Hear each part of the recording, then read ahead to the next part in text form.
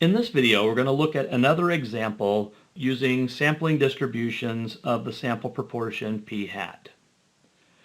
According to creditcards.com, 29% of adults do not own a credit card. Question A, suppose a random sample of 500 adults is asked, do you own a credit card? Describe the sampling distribution of p hat, the proportion of adults who do not own a credit card.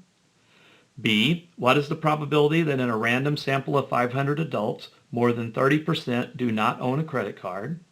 C, what is the probability that in a random sample of 500 adults, between 25% and 30% do not own a credit card? D, would it be unusual for a random sample of 500 adults to result in 125 or fewer who do not own a credit card? So this problem is pretty similar to the previous example that we've done. Question A, we're supposed to describe the sampling distribution of p hat. In other words, can we say that the sampling distribution of p hat is normal, and what's the mean and what's the standard deviation? So what we're told here in the setup of the problem is that 29% of adults, according to creditcard.com, do not own a credit card.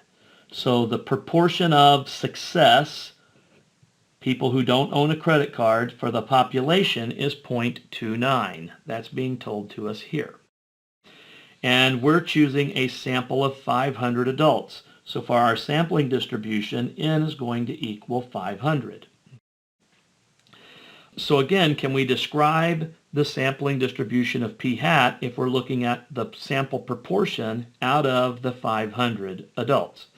So we need to check the condition. Does n times p times 1 minus p result in 10 or more? If that's 10 or more, then the answer would be that this is a normal distribution. So we're going to take 500 times 0.29 times 1 minus 0.29, and 1 minus 0.29 is 0.71. So if I pull in my calculator, 500 times 0.29 times 0.71 is 102.95. This is 102.95, which is certainly greater than or equal to 10. So we know that the p hat distribution is normal. So I know that I have a normal distribution. Moreover, I know that the mean of this p hat distribution is going to be p, so that's going to equal 0.29, and the standard deviation of the p hat distribution is going to be the square root of p, which is 0.29, times 1 minus p, which is 0.71, divided by n, which is 500. So again, if I pull back in my calculator, the square root of 0.29 times 0.71 divided by 500, again, all of that's underneath the square root, is 0.0202929, if I carry that out several places.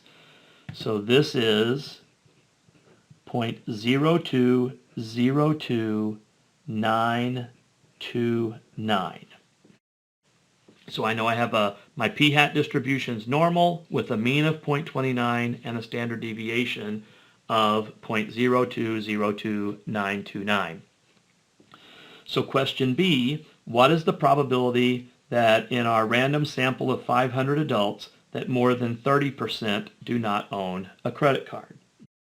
So question B says, what's the probability that p hat is more than or greater than 30%, or 0.30. So again, I know I have a normal distribution for this p hat distribution. 0.29 is going to be here, so 0.30 is over here to the right of the 0.29, and I'm looking for this area. So I can figure out what that area is using my TI calculator's normal CDF command. I can do that by hand, or I can use StatCrunch. I'm going to use the TI calculator. So my command is going to be normal CDF we're going to go from 0.30 to a big positive number because we don't really have an upper bound, and the mean is 0.29 and the standard deviation is 0.0202929. So if I bring in my calculator, normal CDF command, I'm going from 0.30 to a big positive number, a mean of 0.29, and a standard deviation of 0.0202929. And so that probability is 0.3111. So there's about a 31% chance that in my sample of 500, that more than 30% of those 500 will not own a credit card. Let's look at part C. What is the probability that in a random sample of 500 adults, between 25% and 30% do not own a credit card? So this time we're looking for between 25%, or 0.25, and 30%, 0.30, do not own a credit card. So we're looking for the probability that p hat is between 0.25 and 0.30.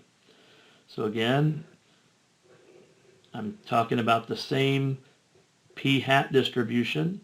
So 0.29 is here. So 0.25 would be to the left of that. 0.30 would be to the right of that. I'm looking for this area in between. So I can use my normal CDF command.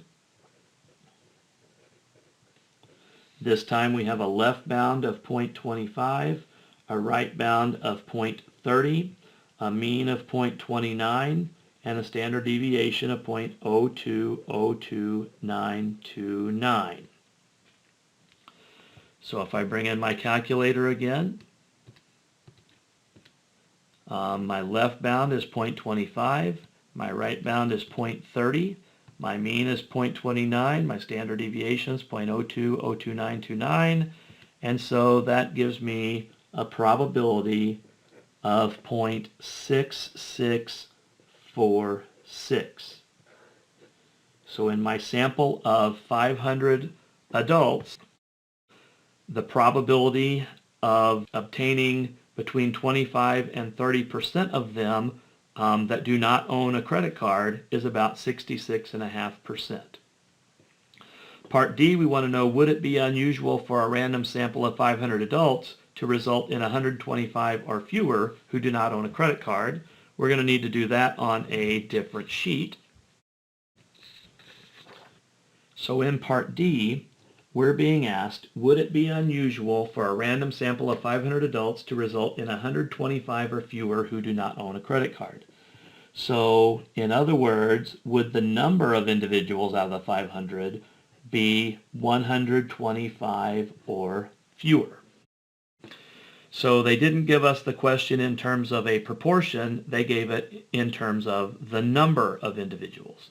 But we can convert that to be a proportion.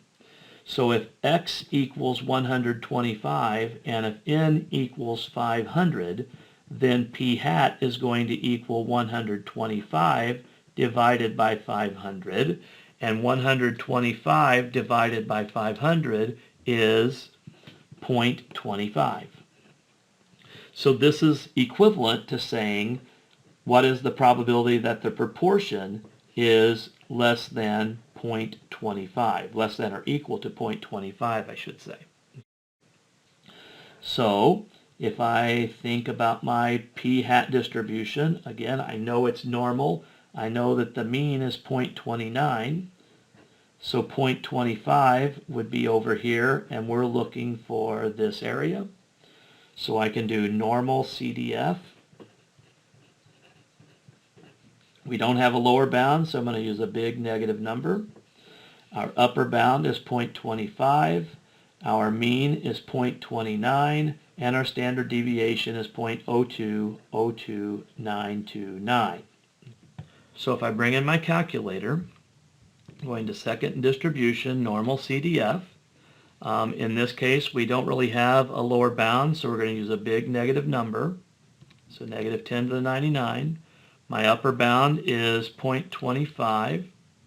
My mean is 0.29. My standard deviation, 0.02, So if I paste, that is 0.0244 if we round to 4 places.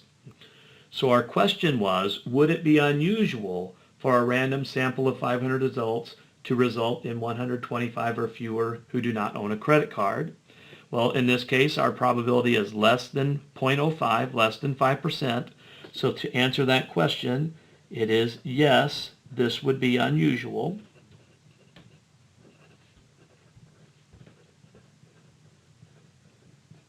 So it would be unusual if we take a sample of 500 adults to obtain a result where we get 125 or fewer who do not own a credit card. So this concludes our example.